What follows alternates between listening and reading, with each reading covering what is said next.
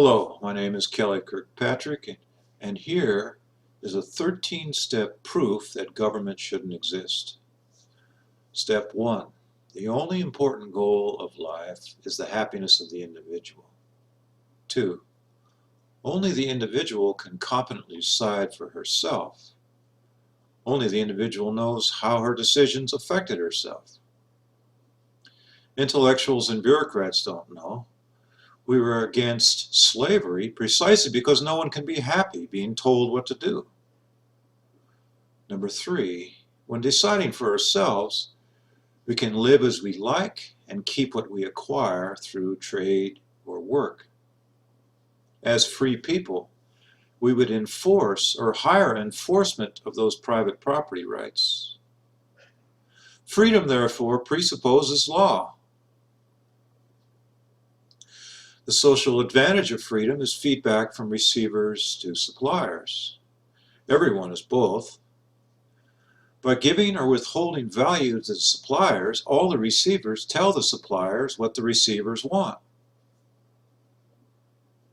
It tells the suppliers to constantly adjust what they supply to the changing preferences of the receivers, and this includes new offerings.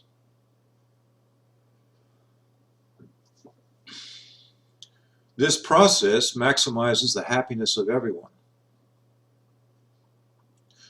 All value in life is created in this way, voluntarily and therefore competently. Number 5, government is a monopoly. Monopolies get no feedback from receivers except through political approval.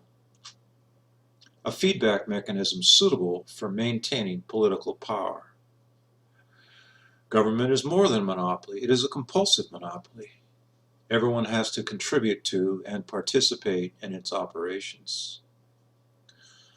All monopolies are violent organizations. John D. Rockefeller did not have a monopoly because anyone could compete with him. In fact, the price and quality of kerosene improved throughout the heyday of his company. At the same time, Americans' real wages increased perhaps more than in any country in history.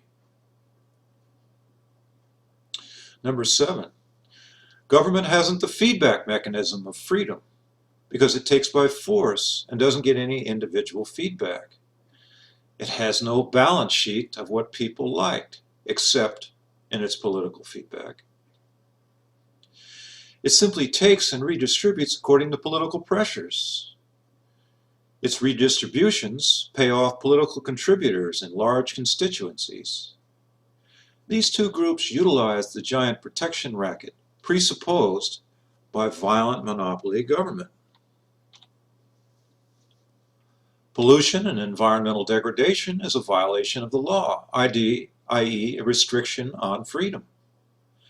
Since the government has been in charge of law, the government has failed to protect us from pollution.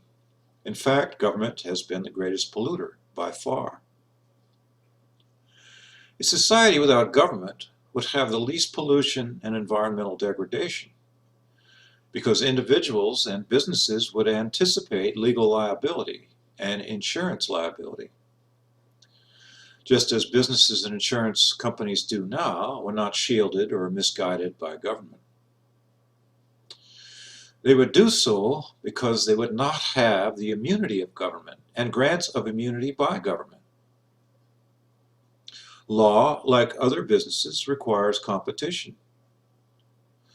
Only through legal competition can all functions of society be carried out.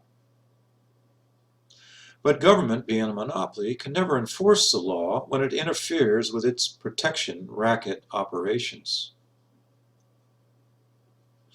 Number 11, and without law, there is no freedom. And without freedom, there is no maximization of wealth or happiness for that matter. Number 12, thus, government does nothing for the individual. Number 13, therefore, government ought to be abolished.